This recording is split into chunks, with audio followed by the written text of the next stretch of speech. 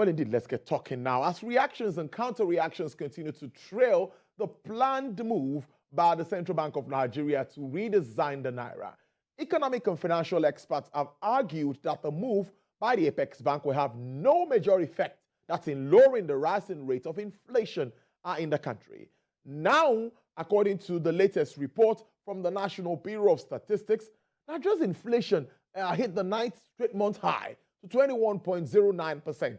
That's for the month of October, on the back of soaring commodity prices and all of that, an energy crisis. Recall that inflation accelerated for the eighth straight month to 20.77% in September 2022 from 20.5% in August, reaching the highest point since September 2005. It will also interest you to know that no government policy or decision has so dominated social, economic, and even political discourse in the country in recent times than this. Of course, you would agree with me that inflation across the world is topical. Well, I'm being joined via Zoom by the chief consultant, B. Adedikpe and Associates Limited. It's not a person, Dr. Biodun Adedikpe. It's good to have you on the show, Dr. Adedikpe. Good afternoon, sir. Good afternoon, Tolu, and thank you so very much for having me here. Good. I want to start with this recent increase we've seen again. That's just yesterday from the NBS. 21.09%. According to figures, it's a 17-year high and the highest we've seen in recent times. I think month by month now we've been seeing high figures of inflation from the NBS. But to you, what are really the possible factors driving this increase? And will we continue like this even as we move towards the festive season? That's talking about December of this year. Thank you so very much for that. I think one thing we need to understand here is that what we are looking at today as the rate of inflation in Nigeria is not unusual, neither is it unexpected for a number of reasons, as you said. The first is that globally, because you made reference to that also, what is happening in other jurisdictions is also affecting us in terms of the consumer goods that we import. So we cannot escape from the impact of imported inflation when we are a largely import-dependent country, either in terms of refined petroleum products or non-oil products that we import. That's for the one side. Now, secondly, which is in fact the major reason here, is that the inflation figure in Nigeria is largely driven by food inflation. And that, of course, again, has been the pattern in the last 17 years that we made reference to talking about the highest rate of inflation we have seen in recent times. But if we back up another 10 years, we look at an inflation rate of about 72% that we witnessed in Nigeria. That means if you talk about this being a high point, then we are losing sight of the fact that we have had even triple this and even higher in recent history, okay? And if you look at it, it's the same reasons driving them. Look again at the fact that we had a pandemic in year 2000, and of course, we had the responses to that in terms of policy, both fiscal policy and monetary policy. Monetary policy became accommodative. That means easier for you to borrow money because the central bank refused to raise the monetary policy rate, which is like what every central bank around the world did. Some even aggressively reduced their policy rate. So we follow that path in Nigeria. Now, the other side is government itself spending, not just about social investment, but every other expenditure of government, borrowing aggressively in order to spend and then stimulate the economy. So now, all of those combined also resulted in the economy not going, into a massive slump, which was what happened all around the year. Globally, 2000, the global economy contracted by 3.3%. Our own economy in Nigeria contracted by 1.92%. 2021, because of all these interventions, and we call it stimulus package, plus accommodative monetary policy, that made the global economy to again, recover strongly at 6.1% in 2021. Nigeria economy also recovered 3.4% in 2021. Anytime your economy is growing, you cannot run away from the fact that prices will start going up. That is the textbook explanation for this. You can't escape that. The economy is growing, you can't escape inflationary pressures. That's also given. So the real challenge now is that in our own case, inflationary pressures we are looking at is driven more by food inflation. And that is a pointer to what we need to address in terms of looking forward. That means two important things. Availability of food. While you're making that point, I want to follow up with the move by the Apex Bank, which is the monetary side, that has been increasing rates to try to rein in inflation. And they have said that they will continue to increase rates if inflation continues to be on the high side. How do we work this side by side? Well, I will say again that that is the typical response by central banks, and that is what is happening all around the world. But we may take a step back a little and ask ourselves, what is the impact of an increase in monetary policy rate on the rate of inflation? And that brings us to looking at historically the nature of the relationship between movements in interest rates in Nigeria and the rate of inflation. It's not a very strong, relationship that we are seeing looking at the data. So that means for our own central bank, we must be pragmatic. That means not necessarily go by the textbook, approach to dealing with inflation, which is for central bank to reduce monetary policy rate and thus encourage the banks to also reduce their lending rates. So, to increase the MPR, in order for banks to also increase their lending rates. So making it more expensive to borrow. And if people find it more expensive to borrow, they will, reduce the rate at which they borrow. And that will affect the money in circulation and to that extent also impact the rate of inflation. That's the typical, pattern. But if the inflation in Nigeria is largely driven by food, that means more focus and attention should be on food security. And as I was saying before we had that, network interruption, it means there are two key elements we need to pay attention to, and that is food availability and then food affordability. Those should be the directions we should be looking at. And so it is good for central bank to adjust the policy rate, but we need to put a lot more attention, efforts, and resources in dealing with food availability and affordability. A great one. But we are grappling with high costs of goods and services. At the same time, surge in energy prices, persistent exchange rate volatility. Where do we go from here with all of these challenges? And in all of this, the CBN plans to redesign the naira. I need your views on all of these issues.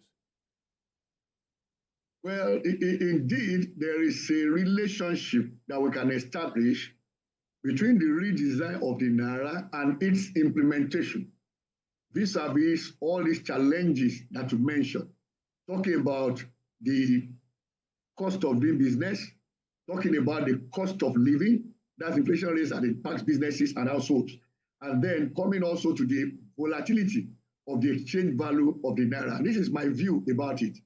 Now, if we redesign the naira, it means a lot of the currency notes in the denomination the central bank wants to redesign, we have to come into the banking system and have to be replaced. Now, my own thinking here is that the volume that comes into the banking system might end up not exactly at the same volume that will come out after the redesign deadline, in which case the volume of money in circulation, the volume of cash in circulation may actually reduce significantly.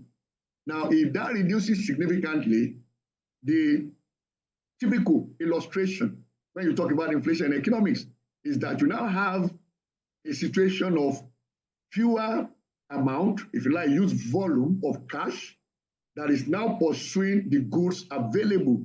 So that is a reversal of what triggers inflationary pressures. So that is likely to have a moderating effect on the rate of inflation on the one hand. Now, bringing that to exchange rate, this is the pattern that we follow. Because I've had some analysts say that, oh, this will eventually lead naira, to be devalued. I mean, compel CBN to devalue the naira. It won't work that way. Now, the way this will play out, and this is an opinion I hold very strongly, is that when you get in your naira notes of the denomination specified into the banking system, you don't get the same volume out of the banking system. And so in line with the evolving digital economy, and of course, digital banking we have in Nigeria, you now have to do more of your transactions on the digital platforms and channels of our banks. If that is the case, it means we now intensify cashless Nigeria, all right? So if more transactions are done cashless, then the need for cash also should reduce. If cash is reduced, it means in essence that the naira that is in sulfate, as we call it, that makes it to lose value persistently against the dollar no longer be available on the one hand. Now, for those who thought it's a smart way to convert the excess naira they have now into dollars, they will be losers at the end of the day. Because when the naira is redesigned, because the volume of naira available for them to buy, to get the dollars back into those who sold the dollars to them now, will become, of course, very little. So to that extent, therefore, there will be an appreciation of the naira in that scenario. So it then means this redesign is not only about the issue of counterfeit, which is the typical reason central banks around the world want to change, redesign currencies, because the longer a currency is in issue and also it being used out there of the banking system, the easier it is for counterfeiters to counterfeit it and perfect the counterfeit. So that's why central banks traditionally redesign currencies after a very short period of time. Now, the other side to it is that we know there are security challenges all over Nigeria, kidnapping, banditry, terrorism, and the rest of it, that also involves a lot of cash. Now, if those cash cannot readily come into the banking system, and after redesign also cannot leave the banking system because such volume is no longer made available, certainly it becomes economically not worthwhile for people to go into that as well. So all of this will play together and cause naira to actually appreciate. So for those who think the best thing for them to do now is to buy dollars and keep and wait until redesign is done, and then they will offload the dollars, they are going to lose massively because the naira is going to appreciate. So all of this, for me, is a policy that is in the right direction to help the naira in terms of inflation rate as well as the exchange rate of the naira. But the struggle continues. We see the airlines crying for survival at the moment, high operational costs, not being able to repatriate funds, and at the moment, even saying that the Nigerian air should be put on hold, complaining about the Ethiopia airline issue and all of that. What imports does this have? Or what does this bring to the fore for Nigeria as a country? I think it's a time that our own policymakers and government should be firm in dealing with the foreign airlines. And I say this with every sense of responsibility. Now, when you check the rate they use in pricing their tickets, it is not exactly the official rate they reference, okay, in pricing their tickets when they price in naira. So if you price in naira using the parallel market rate, where then is the morality of you wanting to take foreign currency out of Nigeria using the official rate? That's shortchanging Nigeria as a nation, okay? And that's why I started by saying we need to be firm with them. That's on the one hand. The other thing is to also raise the important question of the value of 1 kilometer of travel by air from Nigeria to any location around the world, and from a location that is equidistant from those locations in Africa. Now, they charge a higher rate in Nigeria. It's more expensive flying from Nigeria, for example, than flying from Ghana. So, and of course, you do the same hours, for example, between Accra, Lagos, and London Heathrow. So the question now is, why should it be more expensive in Nigeria? They give all manner of, funny excuses and reasons, okay? But these same things apply in other countries. So that's why I said we need to be firm with the foreign airlines on the one hand. Now, so in my own view then, we should fall back on what data actually says.